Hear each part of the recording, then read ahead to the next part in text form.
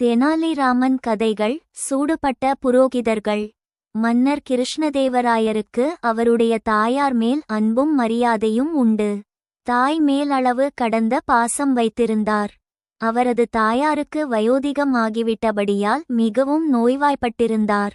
வைத்தியரை அழைத்து தன் தாயின் உடல் நிலையை பரிசோதிக்கச் செய்தார். பரிசோதனை செய்த வைத்தியரும் தங்கள் தாயார் அதிக நாள் தாங்க மாட்டார்கள், விரைவில் சிவலோக பதவி அடைந்து விடுவார்கள் என்று கூறினார்.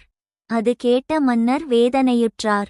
தன் தாயாரிடம் சென்று, அம்மா, உங்களுக்கு சாப்பிட எது மிகவும் ஆசையாக இருக்கிறது என்று கேட்டார்.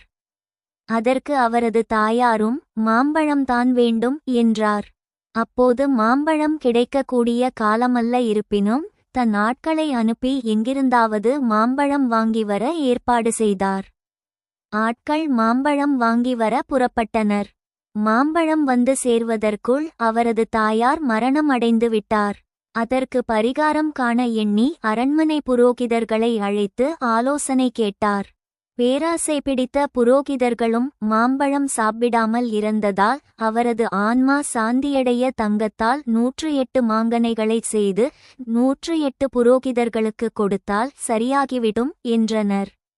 மன்னரும் அதற்குச் சம்மதித்தார்.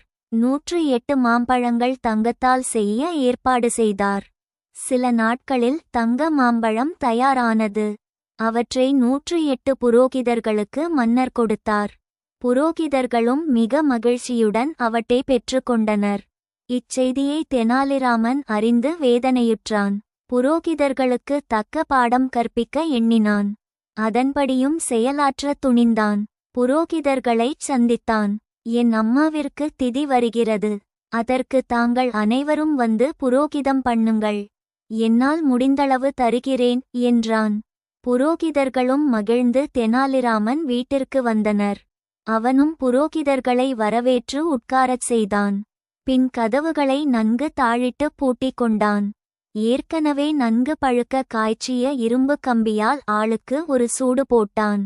புரோகிதர்கள் ஐயோ அம்மாவென்று கதறினார்கள்.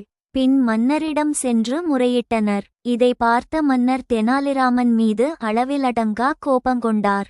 பின் தன் பணியாட்களை அனுப்பி தெனாலிராமனை இழுத்து வரச் செய்தார். தெனாலிராமனை பார்த்ததும், ஏனடா புரோகிதர்களுக்கு இவ்வாறு சூடு போட்டாய் என்று கேட்டார். மன்னாதி மன்னா, என்னை மன்னிக்க வேண்டும். நான் சொல்லுவதை தாங்கள் கவனமாக கேட்க வேண்டுகிறேன். என் தாயார் உடல் நலமில்லாதிருந்து இறக்கும் தருவாயில் வலிப்பு நோய் வந்துவிட்டது. அதற்கு வைத்தியர்கள் என் தாயாருக்குச் சூடு போடும்படி சொன்னார்கள். நான் சூடு போடும் முன் என் தாயார் இறந்துவிட்டார்கள். ஆகையால் என் தாயாரின் ஆன்மா சாந்தியடைய புரோகிதர்களுக்கு சூடு போடும்படி பெரியவர்கள் சொன்னார்கள். அவர்கள் சொன்னபடியே தான் புரோகிதர்களுக்குச் சூடு போட்டேன். இதில் என்ன தப்பு என்று மன்னரிடம் கேட்டான் தெனாலிராமன். இதை கேட்ட மன்னர் கோபம் கொண்டு, என்னடா தெனாலிராமா, இது முட்டாள்தனமாக இருக்கிறதே என்றார்.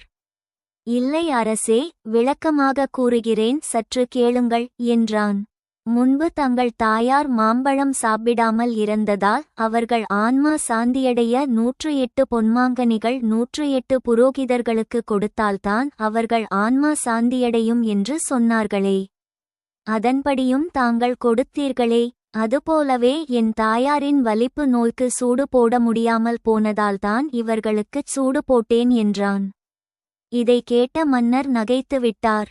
தெனாலிராமனை பாராட்டினார். புரோகிதர்களின் பேராசையையும் புரிந்து கொண்டார்.